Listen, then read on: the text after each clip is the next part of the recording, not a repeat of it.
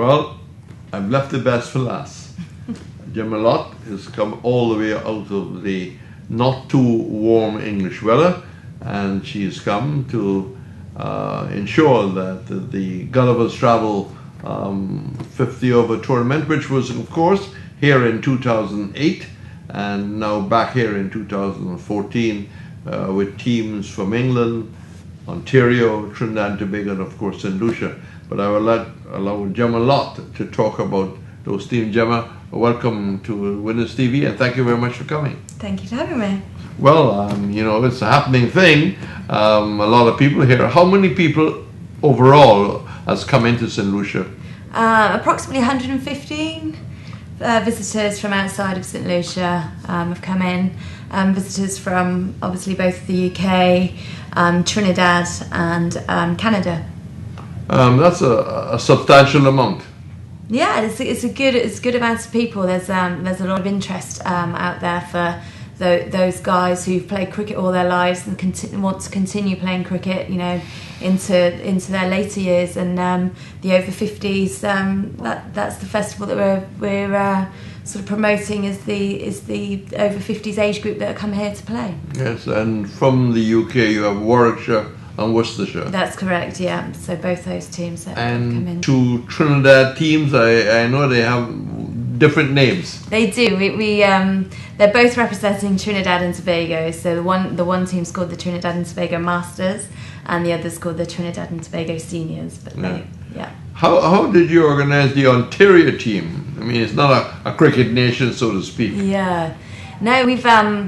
This is the 10th time that we've organised the festival. It's a biannual event, and the Canadians have been avid supporters of the festival since the first festival. So we have an ongoing contact with them, and they're always keen to participate. 2008, a quick flashback. That went very well for Gullivers and your colleagues. It did. Traditionally, the festival's been held in Barbados only, and the feedback from everyone was that they'd like to come to another island and experience everything that, you know, a different island would have to offer. So we looked at St Lucia, and everyone was very keen, and we were very well supported with that from the tourist board and such. So yeah, everyone had a good time, so we brought it back again. And Roland Cox persuaded you. He did, yes. Roland works really hard behind the scenes for us, putting all the cricket fixtures in place, making sure the transport's on time, getting the grounds ready and prepared, and, you know, all the little things, and drinks and ice and all that sort of thing. So. And those people who raise their fingers, the umpires. That's right. He organised all the umpires, and he works really hard for us behind the scenes. Right. The groups arrived mainly Friday, Saturday. How has things gone since then? What you all have actually had? So far, since the groups arrived, they all came in on Saturday. They settled in, you know, for the rest of the afternoon. On Sunday, we had a brief team managers meeting just so we could go through all the finer details. And then on Sunday evening, we had a welcome reception, which all of the teams were invited, as all the visiting teams and the St Lucian team that are taking part, all invited. So we had a few welcome speeches there, some really nice food, and some drinks, a live band, some dancing, and again we were very well supported by the tourist board at that event. How the opening ceremony matches up with the opening ceremonies? I mean, the dinner dancing thing matches up with, well, let's say last 2 years ago. So I have to say it was a really lovely venue that we had, right on the beachfront. Royal St Lucian. The Royal St Lucian, yeah. So a really great venue. Everyone have gone sort of out of their way to say what a great time they had and how much they enjoyed the evening.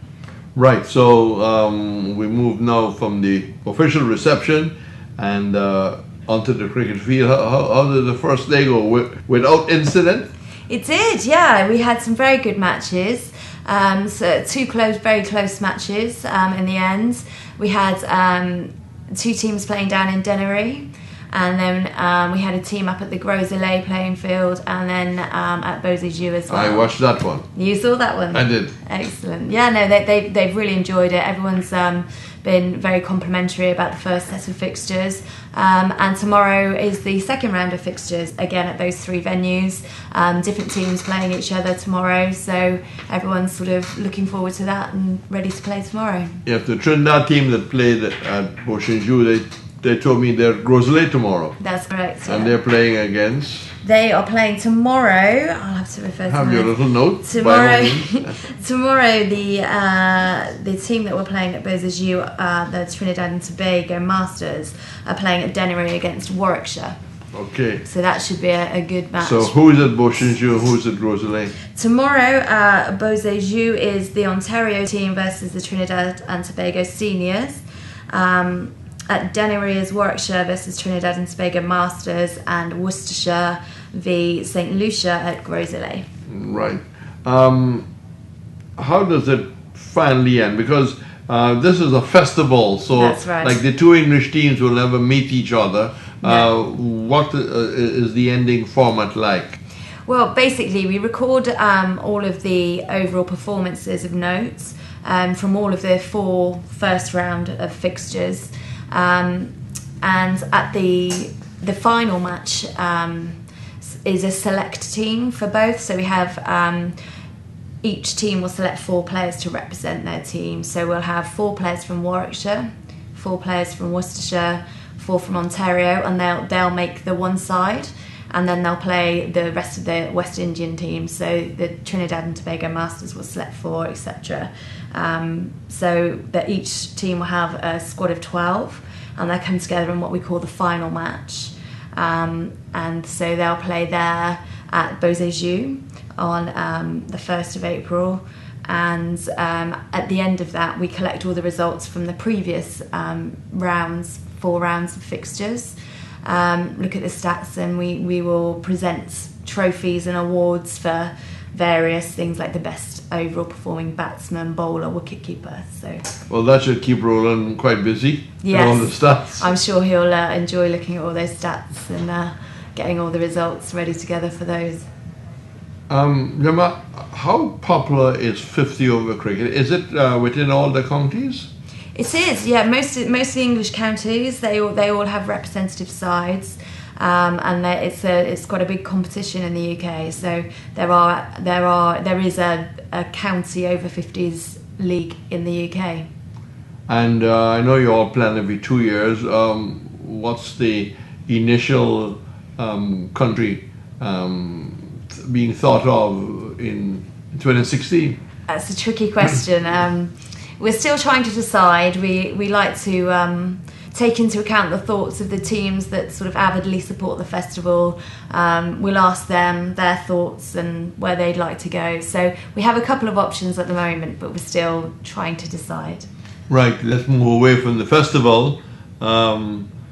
And it would be remiss of me not to mention your colleague who is also here helping yourself and Roland also. Yes, definitely. We've got Peter Holcroft here as well from Gullivers Sports Travel, who's obviously helping me out with all the festival running. Obviously, I'm sure behind the scenes you can imagine it takes quite a lot of administrative work and organisation, and Peter's here, you know, doing a great job, and I definitely couldn't go on my own without Peter here. And as I say, Roland's here. He's doing the transport and the fixtures and all of those sort of match day arrangements that need to be, you know, considered to have a successful match day. So far the weather's been very good, did you? So far, let's hope it continues. Well, you can take it back to England. Oh, that would be great. If only we could. I first met you when I was at the St Lucia Tourist Board. How many years have you been covering St Lucia? I think my first trip to St Lucia, if I remember correctly, must have been 2003. So I'm lucky enough through my job to have continued to travel over here since 2003 up until now. So and you have had about a dozen visits to St Lucia? Approximately, yeah. It must be between 10, 12 visits to St Lucia. Same among the Barbados also? Probably a few more. A few more. Okay, in terms of schoolboys cricket, yes. I think it was mentioned at the opening ceremony that 2 St Lucian schoolboys actually went to, well, one is there now. Yes. And one, of course, is now back and playing first-class cricket. Two St Lucian schoolboys went to a Yorkshire school. They did, yeah. I mean, it's great that you think you can, sit in your office in the UK and put these cricket tours together, but something as great as that can come out at the end of it, that, people from St Lucia have the opportunity to make the contacts to enable something like that to happen. That's really nice thing to be able to see as an end result of a tour. Well, it was probably two outstanding performances that caught the eye of the Yorkshire school. Yeah. And Woodhouse Grove. Woodhouse Grove, Woodhouse Grove yeah. would be. Excellent. Now, talking about 2014, 2015, yes. You normally bring schools, and again, Roland Cox plays a major role. What's in shape for 2014 and 2015? Well, we actually have another school group who arrived today from the UK. That's Hobridge School. They've brought an under-13 squad out with them. Playing cricket. Okay. Yeah, so they're here, and they, I think, are on their third visit to St Lucia. They come every 2 years.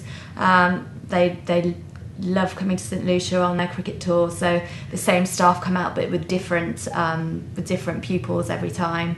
So they're here for 14 nights. They're playing 6 fixtures on various grounds around the island, and obviously they'll take in the different tourist attractions whilst they're here as well. Anything else after that? We had a group here in February as well, an army group, and then we do have, I believe, in July and later on in the year, a couple of more groups due to come out. So.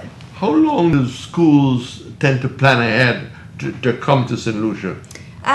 It varies. It can be between 9 to 18 months. A lot of groups will book that far in advance, sometimes even more.